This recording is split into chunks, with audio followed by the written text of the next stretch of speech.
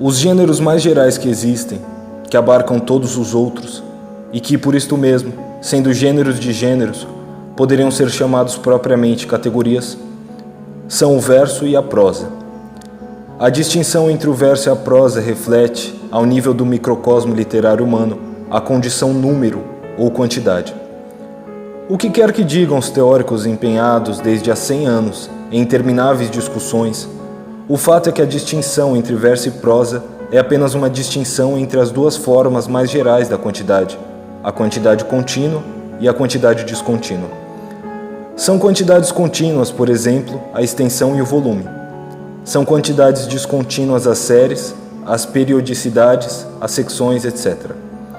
Verso é verso, enquanto predomine nele algum princípio de descontinuidade ou seccionamento, seja ele rítmico ou métrico, algum tipo de reiteração sonora, e a prosa é prosa enquanto flui e não volta.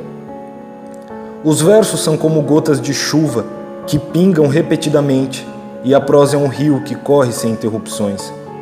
Daí uma certa superioridade do verso, porque vem do céu, como a fala descontínua e enigmática dos anjos e dos oráculos, enquanto a prosa desliza ao rés do chão, como a fala cotidiana dos homens. Essa distinção reflete, portanto, os princípios da continuidade essencial e da descontinuidade existencial entre infinito e finito. O simbolismo tradicional do círculo pode ilustrar isso um pouco mais claro. Se representarmos o ser, único e infinito, por um ponto, os raios que dele partam representam as suas distintas possibilidades de manifestação nas várias direções. São as qualidades ou propriedades que prolongam a sua essência sem separar-se dela.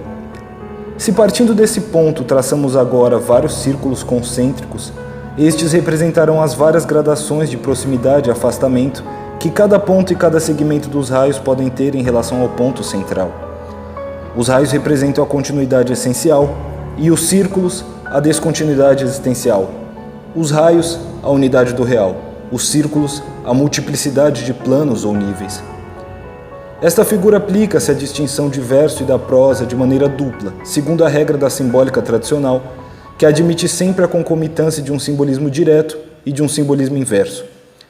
Podemos dizer, de um lado, que os raios expressam o fluxo contínuo da prosa e o seu seccionamento pelos círculos concêntricos, o ritmo do verso.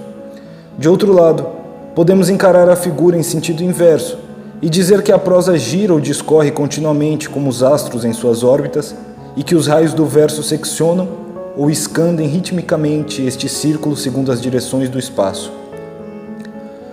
As misturas possíveis de distintas gradações de verso e de prosa não devem fazer perder de vista a distinção essencial, porque toda mistura, por mais complexa que seja, será sempre composta de contínuo e descontínuo.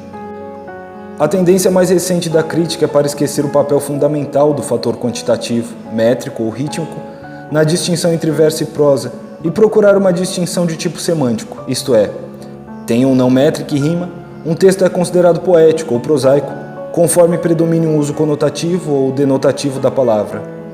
O verso fala em modo oblíquo e a prosa em modo reto.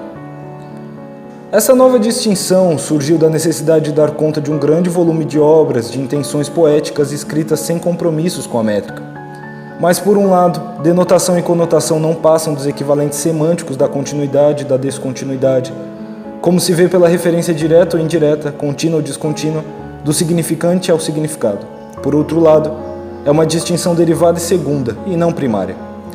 Durante milênios, as obras poéticas tiveram métrica e rima, quer predominasse nelas o conotativo ou o denotativo, porque tratados de ciência e filosofia, que no sentido semântico diríamos prosaicos, eram vazados em formas poéticas, sem que ninguém o estranhasse. Poderíamos admitir, para cortar a questão pela raiz, uma quádrupla classificação. Segundo o cruzamento de critérios fonéticos e semânticos, assim existe o contínuo conotativo e o contínuo denotativo, o descontínuo conotativo e o descontínuo denotativo. E as gradações deste quatro darão conta facilmente de todas as misturas possíveis, sem ser necessário complicar mais a questão, que, aliás, poderia ter sido resolvida desde logo pela constatação do caráter equívoco da palavra prosa, como oposta por um lado ao verso e por outro à poesia. Mas a rigor, segundo a sua origem, verso e prosa não são modos de significação, e sim modos de elocução. Para evitar mais confusões, diremos que um texto intensamente conotativo, mas sem reiteração rítmica nem métrica de espécie alguma, não é verso, é prosa poética ou coisa assim. E um texto puramente denotativo, como por exemplo certas falas totalmente prosaicas e informativas das tragédias de Shakespeare e Racine, para não falar dos antigos tratados rimados de geometria e física, são versos. Resumindo, o contínuo, quer conotativo, quer denotativo, é prosa, e o descontínuo, quer conotativo, quer denotativo, é verso, poético ou não. Se quiserem mudar isto, preferindo aplicar o critério semântico, não vai fazer a mais mínima diferença. Apenas em prol da clareza, recomendamos ter em mente que a distinção de verso e prosa se refere primariamente à elocução e secundariamente, metaforicamente, à significação. E que ao passarmos da aplicação direta à aplicação metafórica de um conceito, é preciso fazer ajustes e compensações, evitando a transposição rasa, mecânica e ininteligente.